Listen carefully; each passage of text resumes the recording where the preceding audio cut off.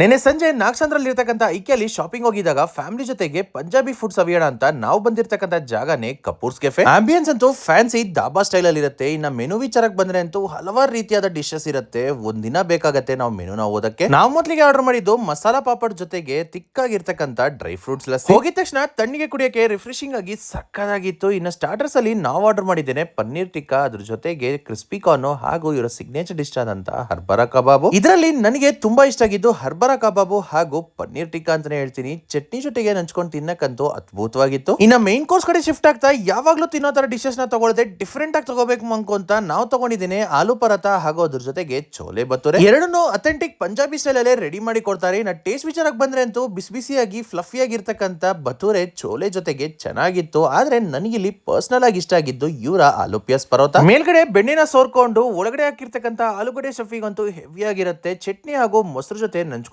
ತಿಂತಿದ್ರಂತೂ ಬೊಂಬಾಟ್ ಆಗಿರುತ್ತೆ. ಲಾಸ್ಟ್ ಅಲ್ಲಿ ಡೆಸರ್ಟ್ ಇನ ಮುಗಿಸೋಣ ಅಂತ ಗುಲಾಬ್ ಜಾಮೂನ್ ವಿತ್ ರಬ್ಡಿನ ತಗೊಂಡ್ವಿ. ಇವ್ರ ಬ್ರಾಂಚಸ್ ನಾಗಸಂದ್ರ ಹಾಗೂ ರಾಜಾಜಿನಗರ ಲೊಕೇಟ್ ಆಗಿದೆ. ಡೆಫಿನೆಟ್ಲಿ ಒಮ್ಮೆ ಟ್ರೈ ಮಾಡಿ.